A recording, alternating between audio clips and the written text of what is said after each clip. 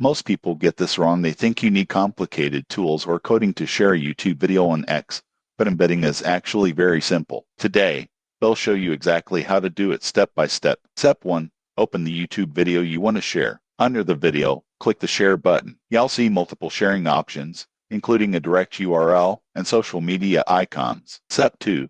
Click the X icon or select the X option if it's available. If you don't see it, just copy the video link. Most people try to use HTML code, but X automatically converts YouTube links into an embedded video preview. Step 3. Open X Twitter and start a new tweet. Paste the YouTube link directly into the tweet box. You'll see a preview of the video appear automatically. This is the embedded effect. Users can click play right from X without leaving the platform. Step 4. Add any text, hashtags, or mentions you want, then hit tweet. That's it. Your video is now embedded for everyone to see.